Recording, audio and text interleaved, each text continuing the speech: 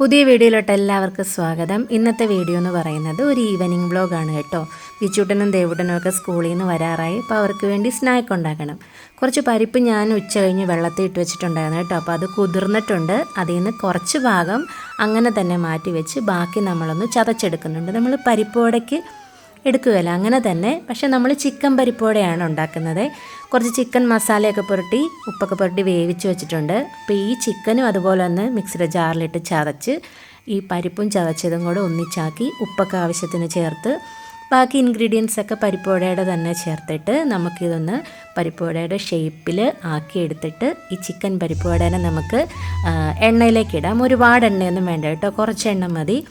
രണ്ട് സൈഡും ഒന്ന് നന്നായിട്ട് ആ ഒരു റെഡ് കളർ വരുന്ന പോലെ നമുക്ക് മൊരിച്ചെടുക്കാം. ഞാൻ കുറച്ച് മുളക് പൊടി ചേർത്തിട്ടുണ്ട്. പച്ചമുളക് ഇട്ടാൽ അവർ അതിങ്ങനെ പെറുക്കി ഇങ്ങനെ മാറ്റും. അതുകൊണ്ട് ഞാൻ പച്ചമുളകിന് പകരം കുറച്ച് മുളക് പൊടിയാട്ടോ ചേർത്തത്. അങ്ങനെ രണ്ട് സൈഡും മൊരിച്ചെടുത്തിട്ടുണ്ട്. രണ്ടുപേർക്കും ഇഷ്ടമായിരുന്നു കേട്ടോ ചിക്കൻ പരിപ്പോട. എനിക്കിതിൻ്റെ ടേസ്റ്റ് അറിയാൻ പറ്റിയില്ല, കാരണം ഞാൻ ചിക്കൻ കൂട്ടുന്നില്ലാത്തതുകൊണ്ട് ചിക്കൻ ആഡ് ചെയ്തുകൊണ്ട് ഇതിൻ്റെ ടേസ്റ്റ് ഞാൻ നോക്കിയില്ല. പക്ഷെ പിള്ളേർക്ക് ഇഷ്ടപ്പെട്ടു എന്ന് തോന്നുന്നു കേട്ടോ, അവരത് കഴിച്ചായിരുന്നു. പരിപ്പോടയൊക്കെ ഉണ്ടാക്കി വെച്ച് കഴിഞ്ഞിട്ട് പിന്നെ ഞാൻ പാലൊക്കെ തിളപ്പിച്ച് വെച്ചു കേട്ടോ. വൈകുന്നേരം വരുമ്പോൾ തന്നെ നല്ല വിശന്നിട്ടായിരിക്കുമല്ലോ, വിശപ്പും ദാഹവും ഒക്കെ ആയിട്ടായിരിക്കുമല്ലോ വരുന്നത്. അങ്ങനെ പാലും ഒക്കെ തിളപ്പിച്ച് വെച്ച് ഇങ്ങനെ അവരെ നോക്കി വെളിയിൽ നിൽക്കുമായിരുന്നു കേട്ടോ. അപ്പോഴത്തേനാണ് നമ്മുടെ പുലിയുടെ കളറിലൊക്കെയുള്ള ഒരു പൂച്ച പോകുന്ന കണ്ടത്. ചിക്കു എന്താ പറ്റിയെന്നറിയില്ല.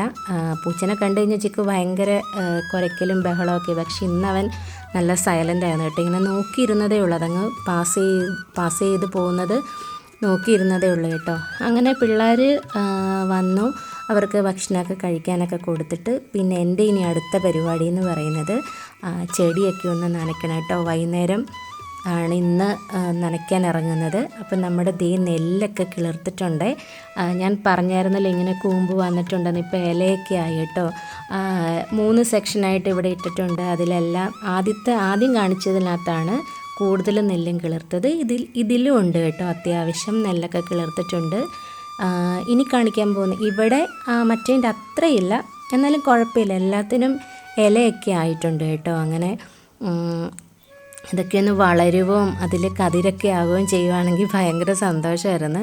എന്തായാലും നമുക്ക് നോക്കാം, കുഴപ്പമില്ലാണ്ടൊക്കെ വരുമെന്ന് കരുതാം. നമ്മുടെ ചട്ടിയിൽ വെച്ചതൊക്കെ ഇത്രയും പൊക്കമൊക്കെ വെച്ച് കേട്ടോ. അവർ നല്ല സ്മാർട്ടായിട്ടൊക്കെ നിൽക്കുന്നുണ്ട്.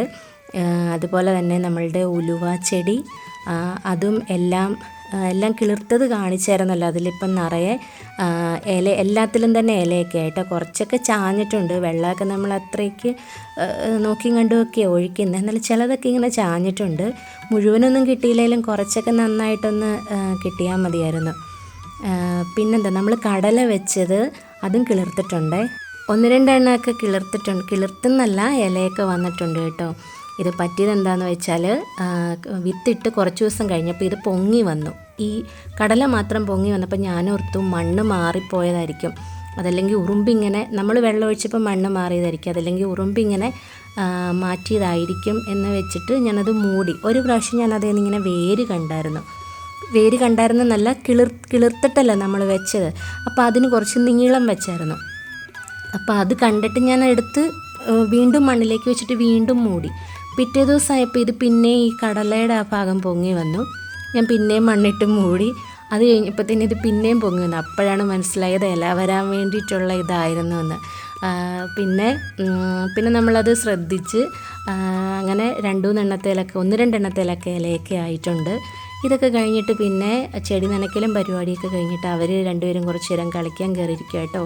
ഞാനും അടുക്ക ഇരിപ്പുണ്ട്, കാരണം എപ്പോൾ വേണമെങ്കിലും കളിയും അടിയും ആകാനുള്ള ചാൻസ് ഉള്ളതുകൊണ്ട്. അപ്പോൾ ഇതൊക്കെയാണ് നമ്മുടെ വൈകുന്നേരത്തെ കുഞ്ഞു വിശേഷങ്ങൾ എന്ന് പറയുന്നത്. വീഡിയോ ഇഷ്ടമായാൽ ലൈക്ക്, ഷെയർ, സബ്സ്ക്രൈബ്. താങ്ക്